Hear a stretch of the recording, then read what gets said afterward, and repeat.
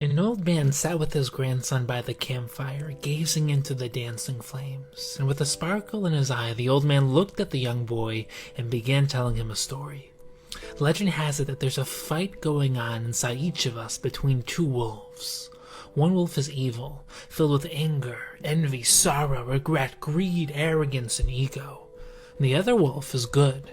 He's filled with joy, peace, love, hope, humility, and truth. And these wolves are constantly at war, a war that rages on within each of us. Now the grandson thought about this quietly for a minute and then asked his grandfather, "Which wolf wins?" The old man looked at his grandson and replied, "The one you feed." Now there's a principle in Jewish thought that many of the most fundamental aspects of Torah are expressed in the most deceptively simple manner. And our job is to delve into these seemingly mundane topics and reveal their inner depth and meaning. And one such example is Moshe's Mata, his staff. It plays a pivotal role within the story of Yetzias Mitzrayim, the exodus from Egypt, and yet how often do we ponder its paramount significance? The Mata first appears at the Sneh, the burning bush, where it turns into a snake. And when Moshe confronts Paro's court, the Mata once again turns into a snake. And in Jewish thought, the snake represents evil, and the Yetzer Hara, the evil inclination, so it would appear as if the Mata represents evil. However, the Mata is also used to perform all the Makos in Mitzrayim, as well as Kriyas Yamsuf, the splitting of the Red Sea, which is the pinnacle of the miraculous, transcendent experience of Yetzias Mitzrayim. Additionally, the Midrash explains that Hashem's name was crystallized into the Mata itself. So it therefore appears that the Mata is a very spiritual object, the exact opposite of the evil that it seems to represent. So what then is the true nature of the Mata? So in order to understand the meaning of the Mata, we have to first develop a fundamental principle. The Maharal explains that nothing in the physical world is objectively good or evil. Rather, everything has the potential to be used for either good or evil, and the choice is solely up to us. And this can be illustrated by a number of examples. Electricity is neither good nor bad. An outlet can be used to charge your appliances, but it can also give you an electric shock. And the same applies to money. It can be used to enable Torah learning, but it can also be used to fund destruction and chaos. A charismatic personality can be used to inspire others to grow or to seduce them down the wrong path. Everything in this world is merely potential, waiting to be used. And evil, therefore, is the misuse of potential. It's when we choose to use an object for something other than its true purpose. Evil is the breakdown and corruption of good. And this is why the Hebrew word for evil is ra, which means brokenness or fragmentation. Hashem created the world in this way so that human beings can have free will. We get to choose whether to use things for their true purpose, actualizing their potential, or to misuse them, getting pulled into the clutches of evil. And the Gemara actually gives us an intriguing illustration of this principle, describing the historic transition when Nevuah, prophecy, came to an end. When the Anshe Knesset Hagadola excised the Yetzer Hara, the evil inclination for Avodah Zarah, for idol worship, the Yetzer Hara came flaming out of the Kodesh HaKadoshim, the Holy of Holies. So why would the source of evil and corruption come from the highest, most transcendent place? We would expect it to emerge from underground or erupt from a volcano or some equally sinister place. And we can understand this peculiar location based on the very idea we just developed. The root of evil is deeply connected to good. Evil is simply the misuse of the same energy that could and should be used for good. The desire for Avodah Zarah, for idolatry, is a corruption of the spiritual desire to transcend and connect with Hashem. When correctly manifested, this desire is used for Nevuah, a deep experiential oneness with Hashem, the source of everything. But when corrupted and used for Avodah Zarah, we take that same desire to transcend, but fail to trace ourselves back to the root source, to Hashem himself, and stop instead at the intermediaries. Essentially, the root desire for Avodah Zarah and Nevuah are one and the same. This strong drive is purely potential, but we choose whether to use it for the positive or negative. And consequently, once the desire for Avodah Zarah was excised, the same applied to Nevuah as well. which is why we no longer have Avodah Zarah or Nevuah in the world. Now, having established that everything has the potential to be used for good or evil, it's also important to realize that the more power there is, the more potential there is. For example, a 220 watt outlet can either charge your phone or give you a small electric shock, but 20,000 watts can either light up your neighborhood or electrocute you. The point is, the more power, the more potential.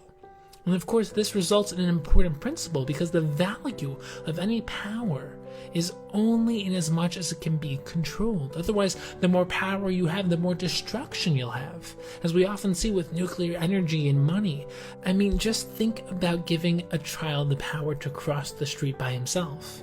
When do you give him such a power? Only when he has the ability to control it, to know when not to cross the street. So, we can now begin to understand the Mata. It's neither good nor evil. Its nature depends solely on the one who holds it. It can represent the Nachash, the snake of evil, but it can also be used for spirituality, to carry out Hashem's mission in this world. So when in the form of evil, it causes Moshe to run away in abject terror, but when in the form of good, it enables the world to witness Hashem's miracles. And while this alone is an essential point, we can develop this theme even further, because the Midrash compares Mitzrayim and the Nachash to a bent path, while the Mata symbolizes a straight path. So what's the deeper meaning behind the concepts of the bent and straight paths? So imagine you're walking along a straight path. At any point along the path, if you turn around, you can see exactly where you came from. However, if the path suddenly takes a sharp turn, bending off its straight course, then if you turn around, you can no longer see the starting point of your journey. And the same is true of the physical world in which we live. Originally, the physical world faithfully and perfectly reflected its spiritual root. When you looked around, you saw and experienced Hashem. You knew that He created the world. It was like looking back down a straight path. However, after Adam's sin, the entire world fell. The world became a bent path, and it's no longer clear where we came from. When we look around, we no longer see a universe that clearly and loyally reflects its godliness. The Nachash bends and slithers, representing a bent path, a world of evil and brokenness, where you can no longer see Hashem. The Mata represents a straight path, through which you can trace yourself back to your source. And when Moshe first encounters Hashem, he's told to thrust the Mata to the ground, where it then transforms into a snake. Because when something is thrust to the ground, low and distant from its transcendent source, it becomes bent, it becomes evil. But when Moshe lifted it up towards the sky, tracing it back to its source, straightening the bent path, it became a Mata, a source of good. And with this deep understanding of the bent and straight path, we can understand Moshe and Aaron's showdown with Paro in a new light. The Midrash explains that when Moshe and Aaron turned their Mata into a snake in front of Paro, he laughed. Not only did he proceed to do the same thing himself, but he then brought his magicians and even his wife to do the same as well. To drive his point home, he proceeded to bring the school children in to perform this trick as well. And laughing at Moshe, he exclaimed, "One who has goods to sell should take them to a market which is short in supply. But you've brought your goods to an overstocked market." In other words, we're not impressed. But what does Moshe do in response? He responds, "One who has top quality produce takes it to a well-stocked market, because there the dealers are experts and will recognize the superior quality of the goods." And on that note, Aaron's Mata swallows all the other snakes once it's already transformed back into a Mata.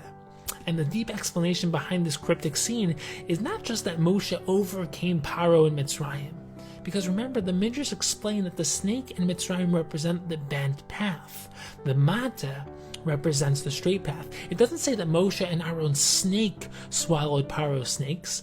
It says that their Mata swallowed their snakes, meaning the straight path overcame the bent path. Good overcame evil. And that's so important to realize, that everything in our world is potential, having the ability to be used for good or for evil, and the choice is ours. Just as we choose which of the two wolves to feed, good or evil, we choose how to use the potential in this world. The pull and temptation of negative desire can be overwhelming, but the pursuit of truth, of the straight path, must prevail.